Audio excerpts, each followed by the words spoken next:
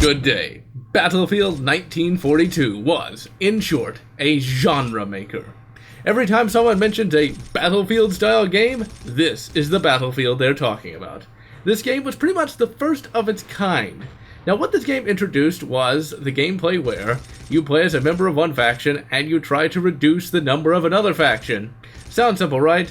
Well, this game introduced various ways to do this. This is really one of the first games where you could get into a plane, fly it around, crash it, get into a tank, drive it around, wreak some havoc, and then get blown up by grenades. Or you could just stay on foot and just get shot. Really, this game has infinite numbers of options on how to fight the enemy. Now, the main objective of the game is to capture control points. This makes the enemy's tickets go down, and once their number of tickets reaches 0, the game is over. Now, this game really allowed for some very epic battles. You could have a huge number of enemy players in the game at one time. Now, unfortunately, I'm just playing this with bots for the sake of this review.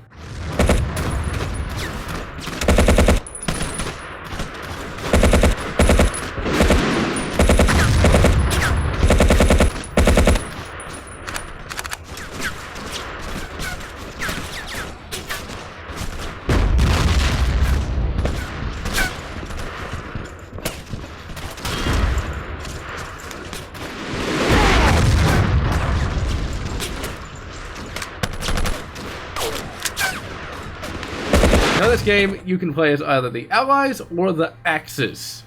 And both have pretty much the same weapons, and both have the exact same classes.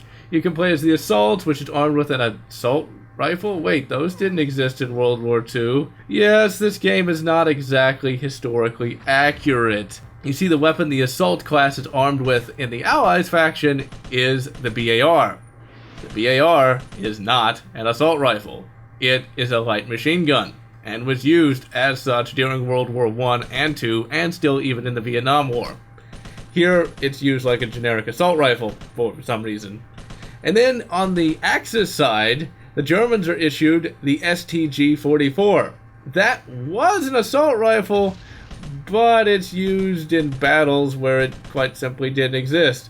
Also, what does the Spitfire look like? This is a much later version of the Spitfire, and it's seen on the Battle of Britain map. No wonder the Spitfire was so useful. The British literally time-traveled into the future and got the most improved model. Really though, this game is fun. There's just so much you can do, and the gameplay is just so natural.